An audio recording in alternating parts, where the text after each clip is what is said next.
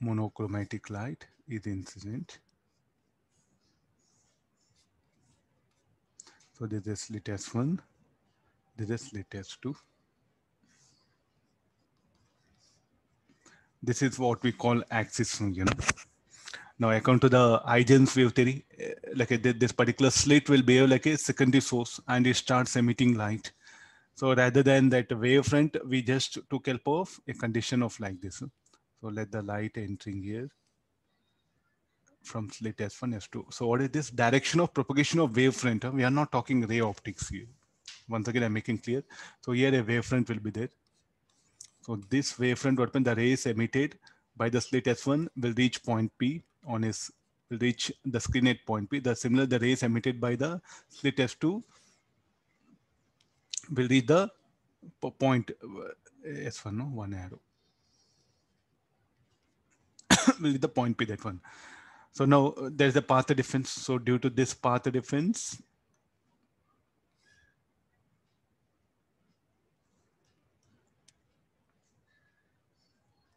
(90°). So usually what is the distance between the slits? The distance between the slits is D.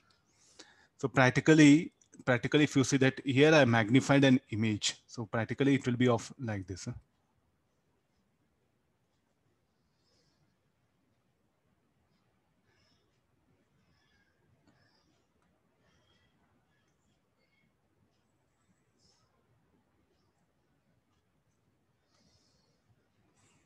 To make you understand, we have just magnified the diagram.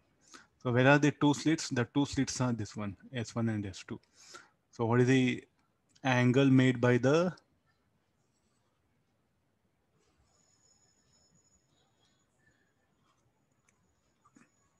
this is why. So both will subtend same angle theta with horizontal. Even the midpoint also, the line joining the midpoint and the point P, it will also subtend same angle.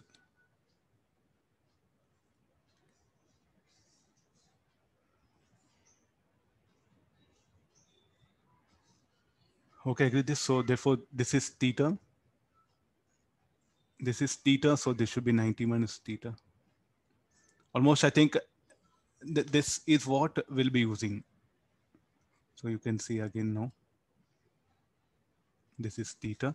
Even the line joining the midpoint to the point P.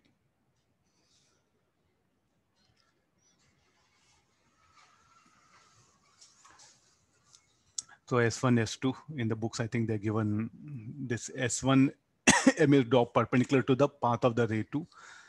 So from this, so what is the D now? So practically the D will be very much less than capital D. So what is the path difference? This is the additional path difference the ray 2 will cover compared to ray 1. So sine theta is equal to delta x by S1, S2 or delta x by D. So what is delta x equal to? D sine theta. Now look at the theta, how much it will be? Very small. It will be very small.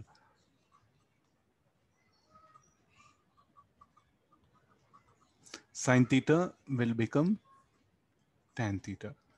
So from bigger triangle, you look at this bigger triangle, this triangle, from this triangle, what is tan theta? You can write it as y by d. So like this now, I can use this equation to find out the portion of maximas and minimas. Why do maxima minimas will come? So first, let me check the path difference for constructive interference.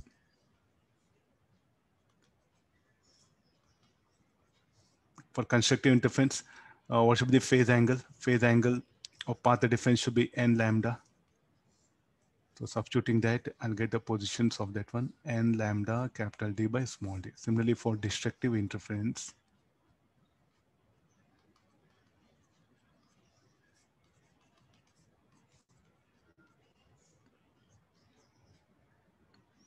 two n minus 1 lambda by 2.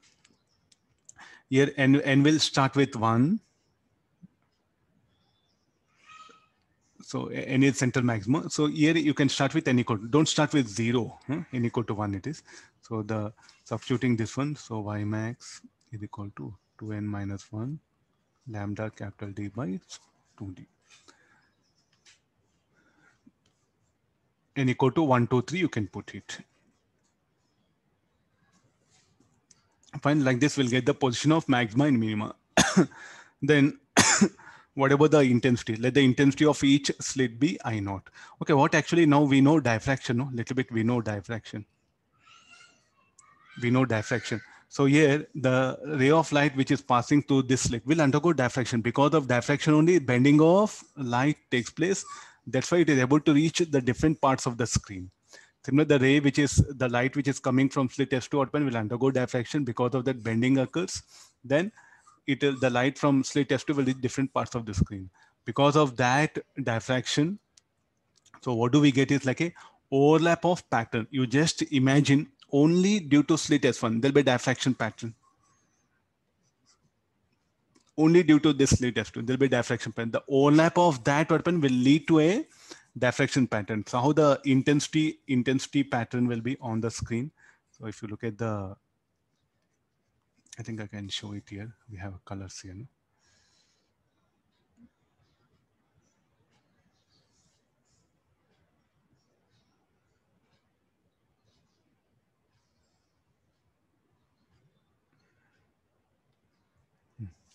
Okay, now the intensity pattern.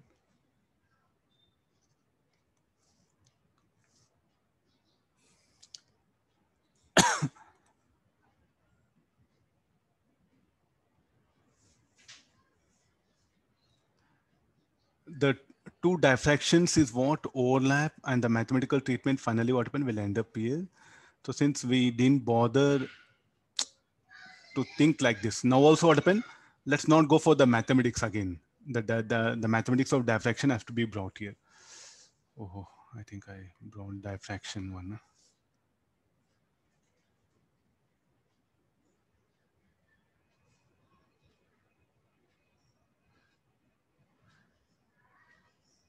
So when I go and measure,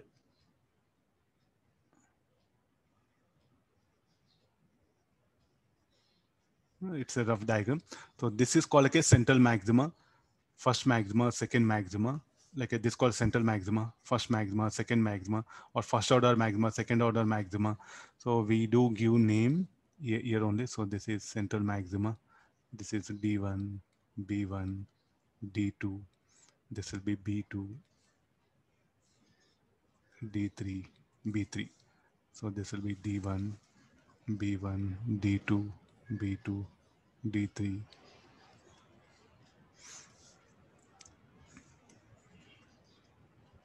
So like this, what happened? We'll get the variation of intensity here. All the maximas will have same intensity. All the minimas will have zero intensity. And the intensity of central maxima should be equal to intensity of all other maxima. So only one maxima, I'll show it. Later on, I'll color this and send it. Time being only. Okay, this is a central maxima. All maximas will have same intensity. Actually, all these are supposed to be have a proof. Okay, at our level, I think we'll need not to focus. If you are interested, you can start on your own. Like two diffractions are there, analyze, do mathematics. We can show that the intensity of all maximums will be same. So okay, let's not bother that mathematics. So there is a central maxima. There's the first magma, second magma, this one. So like this will get intensity. So now what is the intensity of this? This will be 4 I naught, 0, 4 I naught. What about in between? Means only 0, 4 I naught? No. We'll get pattern which will be of this kind.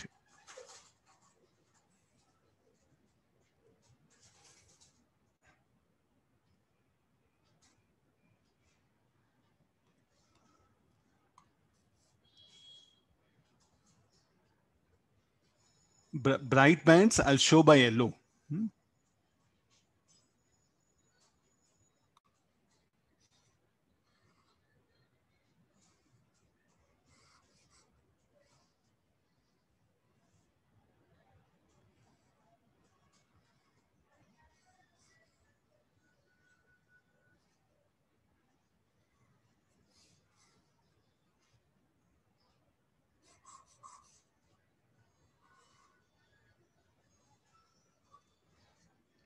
Okay, there's a bright band and the below.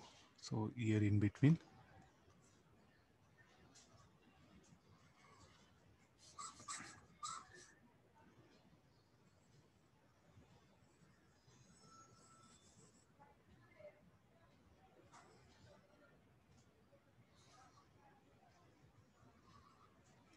Okay, there's a dark band. So let me magnify it further.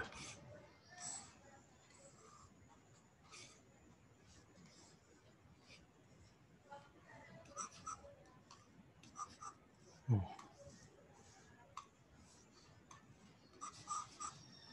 No, you can see clearly. Let me call this as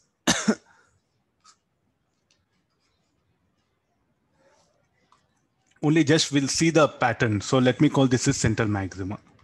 The axis, this will be axis. This will be central maxima. Here intensity, how much it will be? 4 I naught. Next, what we get is like a 3 I naught, 2 I naught, 3 I naught.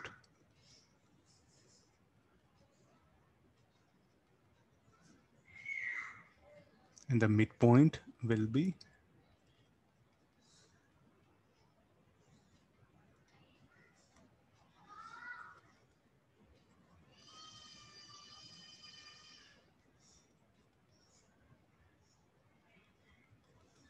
so you have many problems just based on this information.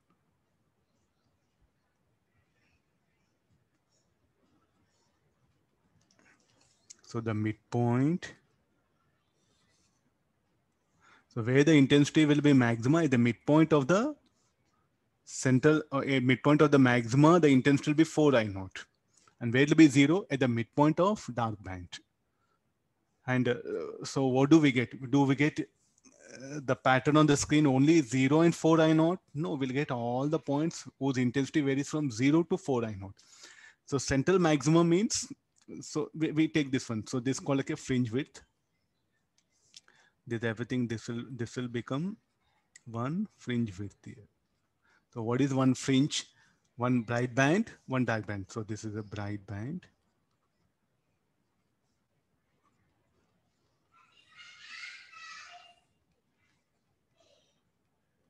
See, once you think on this one, it's over. So many problems are there. You can manage comfortably. Around, I think I counted around in SCRMA, there are 16 are there. 16 numericals are just based on only this pattern. So if you revise such small basic ideas, they'll help you know. No. Okay, this is the, what is the, let's come to the YDSC. Okay, I'll bring this YDSC. Let's copy this part.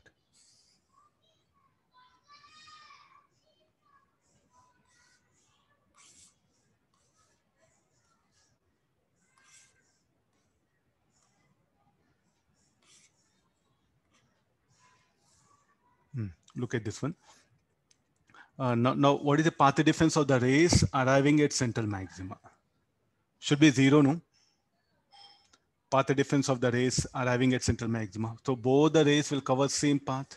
What is the path difference? The phase angle, or the, you can say, what is the phase difference between the rays arriving at central maximum? Will be 0. The path difference here will be how much? It is equal to 0. What about path difference here? Where is 2I naught? Next we'll get, where is the path difference of the rays arriving at the first maxima? So shall we call this is the first maxima? There's the first minima, first maxima. Here, what will be the path difference of the rays? Should be the lambda, no? Because here n equal to 1 will come. So if you look at the pattern order, so I should write this is n equal to 1, n equal to 1. This is n equal to 2, n equal to 1, and the midpoint of this.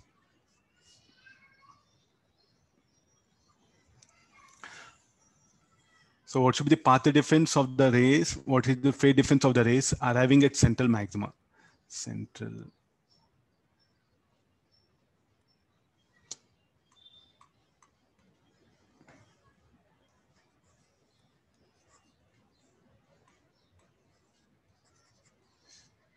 Let's share it again.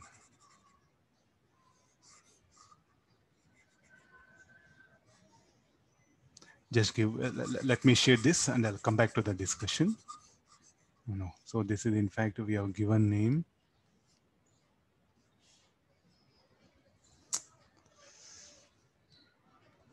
Central axis. Central. Now what is the path difference of the rays arriving at central maxima? Should be zero, no? Or phase difference will be zero. What about the path difference of the rays arriving here? How much it should be? Should be the lambda. Am I right? So here at this point. So the ray will come from here, the ray will come here. So what is the path difference of the rays arriving here? Should be the lambda. What should be the path difference of the rays arriving here? Should be 2 lambda, should be 3 lambda. That's what the delta x we have found out. So here path difference will be 0. What about path difference here should be lambda by 2.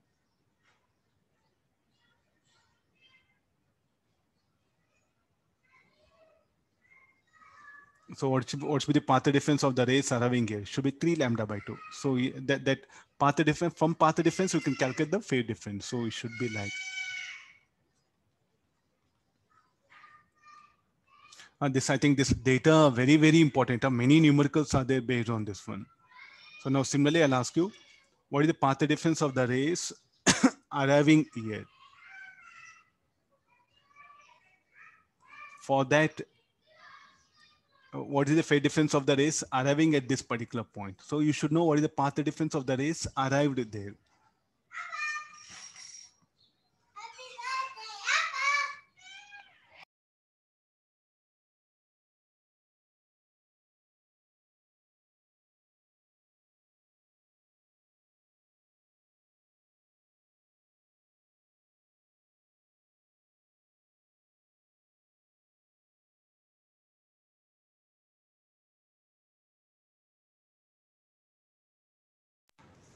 Okay, my kid, I had to drive him away.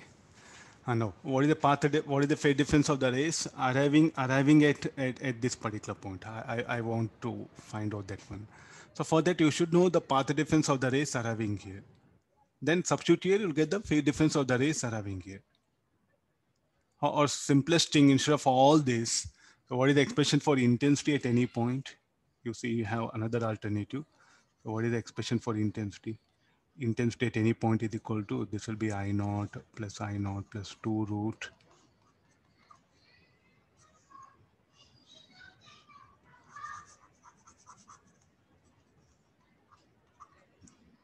I think this was the formula what we have, no? So if you take this 2 I naught, 1 plus cos phi. 1 plus cos phi, what you can write it as? 4 I naught cos square pi by 2. Okay, what is the, you know, intensity here. So don't go for mathematics. Take help of this one. So you know what is the intensity at this point. I'm asking what is the phase difference of the rays arriving here. So how much here?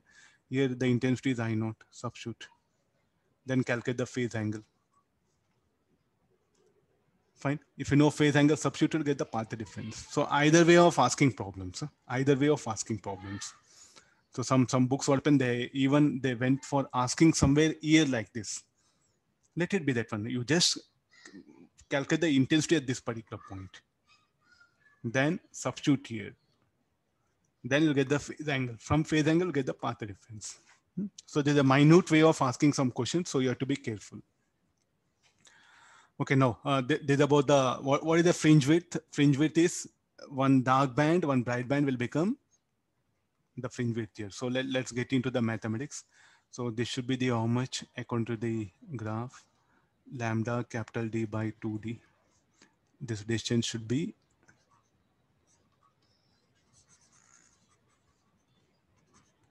let me write all data.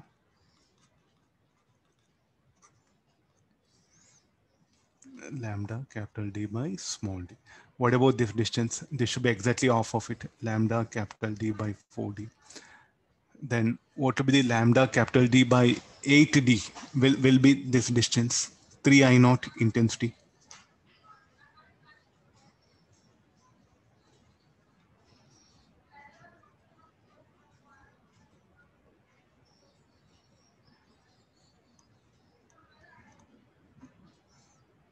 Okay, fine. So these are the lambda capital D by 16D. We will come somewhere here, the point.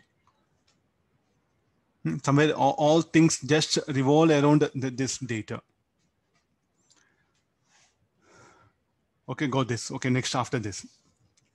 How many maximas will be there on the screen? Who will determine that? How many magmas must be there on the screen? So I'll go back to the basic equation. Delta x equal to d sine theta. What is the and delta x equal to n lambda? What is the maximum permitted value of theta? 90 degrees. So therefore, the number of maximas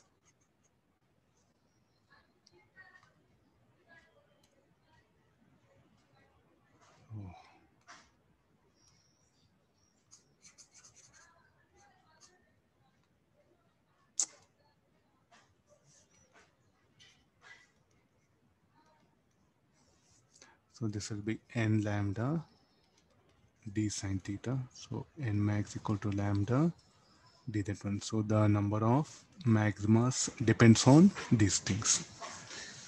Okay, wait, I'll set right here. Maybe it will.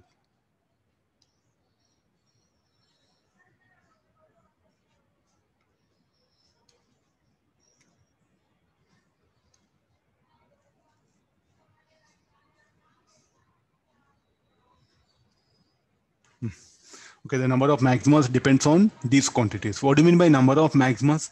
The pattern will be symmetric. The number of maxima means even central maxima also included. No, living central maximum. So the total number of maximas means what happened? N total, what you should do? 2 n max plus 1. N max is what? D by lambda. So the number of maximas like this. The number of maximas 1, 2, 3, 4. As the pattern is symmetric. So therefore, here also how many are there? Three maximas and 3 maximas. Central maxima, you count it separately. Though it's also maxima, since we give one priority for that central maxima. So therefore, how many are there? 3 plus 1. So what you calculate is n max is above the axis. How many maximas are there?